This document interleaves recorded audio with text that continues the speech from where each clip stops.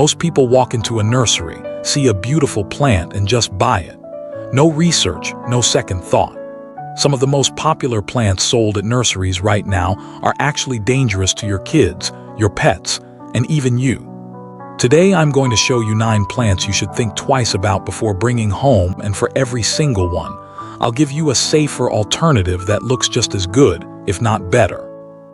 By the end of this video, you'll know exactly what to avoid and what to plant instead so your garden stays beautiful and your family stays safe. Stay till the end. I've got a bonus tip that most nursery workers won't tell you, but every gardener needs to know. Welcome back to Simple Smart Gardening Tips. I'm Bruce, and on this channel we keep gardening simple, practical, and effective.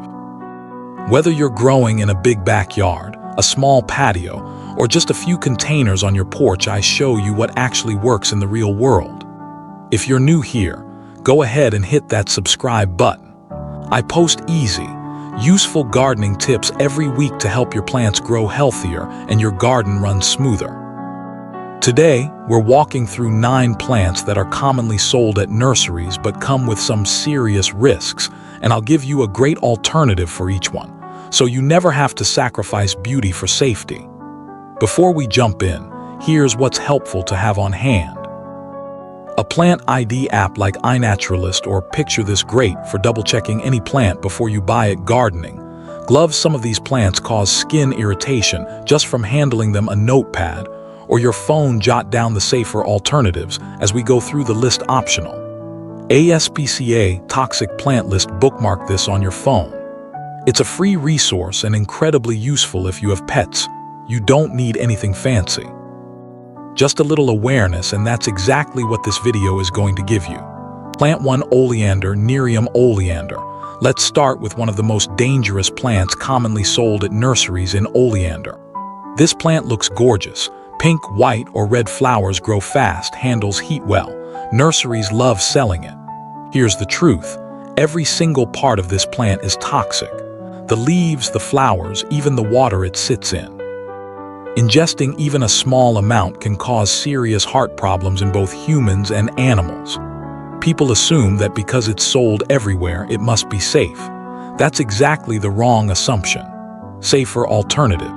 Mandevilla instead. Try Mandevilla. Beautiful trumpet-shaped flowers, similar tropical look, and while you still want to keep it away from pets, it's significantly less toxic than oleander. Plant 2. Foxglove. Digitalis purpurea. Foxglove is a stunning tall spike of purple and white flowers. It looks like something from a fairy tale garden. It contains digital glycosides which affect the heart. Touching it and then rubbing your eyes or mouth can cause symptoms. Ingesting any part of it, that's a medical emergency. Pro tip: if you have young kids who like to touch everything in the garden, this one is a hard pass. Safer alternative. Penstemon gives you that same tall, tubular flower look that comes in purples, pinks, and reds, and it's a much safer choice for family gardens. Pollinators love it too. Plant 3. Lantana. Lantana camara. Lantana is everywhere. Garden centers, home improvement stores, roadside planters. And yes, the flowers are beautiful and butterflies love it. The berries, toxic to children and pets. And in warm climates, Lantana spreads aggressively and is actually classified as an invasive species in several states. When I first started gardening, I planted Lantana all over my front yard. It looked great, but then I found out it was listed as invasive in my area. I had to dig the whole thing out. Learned that lesson the hard way. Safer alternative. Verbena. Verbena gives you almost the exact same look. Colorful clusters of small flowers, loves the heat, great for pollinators without the toxicity concerns or invasive behavior. Plant 4. Angel's trumpet. Brugmansia. This one is honestly breathtaking. Giant hanging flowers that smell amazing in the evening. But Angel's trumpet contains tropin alkaloids, the same compounds found in some of the most toxic plants on Earth. Every part of this plant is dangerous. It's been linked to accidental poisonings, and in some countries it's actually banned from public spaces. If you have pets or small children, this is one plant I strongly recommend skipping entirely. Alternative. Flowering tobacco. Nicotiana. Nicotiana gives you that same dramatic, fragrant evening bloom effect. Still not something to eat, but far less dangerous, and it's a magnet for hummingbirds. Plant 5, elephant ear, Alocasia/Colocasia. Elephant ears are hugely popular right now, and huge tropical leaves make a bold statement in any garden. They contain calcium oxalate crystals, which cause intense burning and swelling in the mouth and throat if chewed. Pets and kids are especially at risk because the big leaves are tempting to touch and chew. The sap can also irritate skin, so always wear gloves when handling these. Safer alternative.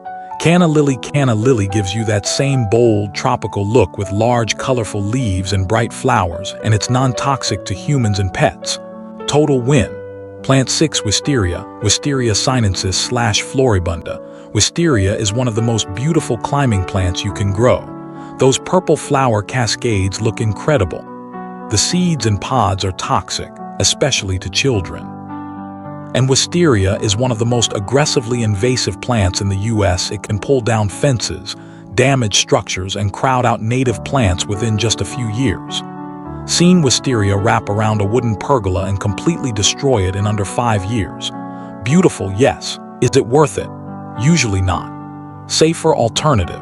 American wisteria, Wisteria frutescens. Stick with the Native American wisteria instead.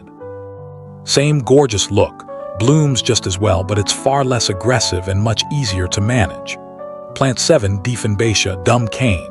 This is one of the most common houseplants sold at nurseries. Easy to grow, tolerates low light, looks clean and modern indoors. Chewing on the leaves causes immediate intense burning, swelling, and can temporarily block the airway. It earned the nickname dumb cane for a reason. It can temporarily stop you from being able to speak. This one trips people up because it's sold right next to safe houseplants with no warning label. Always worth checking. Safer alternative. Calathea or prayer plant. Both give you that same lush, tropical indoor feel with beautiful patterned leaves, and both are non-toxic to cats, dogs, and kids.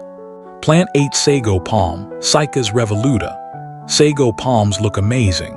Their prehistoric architectural look is very trendy right now. But this one is genuinely one of the most toxic plants sold at nurseries. Every part of the sago palm is toxic, but the seeds are the most dangerous. For dogs especially, even a small amount can cause liver failure. The survival rate for dogs that ingest sago palm seeds is very low. This is one I feel strongly about. If you have dogs, please skip this one completely. Alternative. Cardboard palm, Zamia furfuracea. Cardboard palm has a very similar tropical architectural look and is a much safer choice, though still worth keeping out of reach of pets as a precaution. Plant 9, English ivy, Heterohelix. English ivy is everywhere. Hanging baskets, ground cover, climbing walls. It looks classic and elegant. It's invasive in most of North America, spreads rapidly, and smothers native plants and trees. The berries are also toxic to birds, pets, and children. It's actually banned or restricted in several states. The problem with English ivy is that by the time you realize it's taken over, it's already a major project to remove. Safer alternative. Native ground covers like creeping phlox or wild ginger. Both give you that low-maintenance ground cover effect, and they actually support your local ecosystem instead of harming it. Alright, here's the bonus tip I promised, and this one is genuinely something most people never think about. Before you buy any plant from a nursery, pull up the ASPCA toxic plant list on your phone right there in the store. It's completely free, easy to search, and covers toxicity for cats, dogs, and horses. I also recommend the app. Picture this points your camera at any plant, and it identifies it in seconds, including safety warnings. This matters. Nursery labels almost never mention toxicity. The responsibility falls on you as the buyer. But with these two tools, you can make a smart decision in under 60 seconds. I started doing this a few years ago, and it completely changed how I shop for plants. It's now just part of my routine. I want to hear from you. Have you ever accidentally bought one of these plants? Or do you have a dangerous plant in your garden right now that you're reconsidering? Drop it in the comments below. I read every single one, and I love hearing what you're working with in your own garden. If this video was helpful, hit that subscribe button so you don't miss more practical gardening tips every week. If you want to learn how to build a beautiful, low-maintenance garden that's completely safe for kids and pets, check out this next video. It goes perfectly with what we covered today. That's it for today's simple, smart gardening tips. Today, you learn 9 plants to think twice about before buying: oleander, foxglove, lantana, angel's trumpet, elephant ear, wisteria, dieffenbachia, sago palm, and English ivy, and a safer, beautiful alternative for every single one. Remember, a great garden isn't just about how it looks. It's about creating a space that's safe, sustainable, and enjoyable for everyone in your home. It's simple. Keep it growing, and I'll see you in the garden.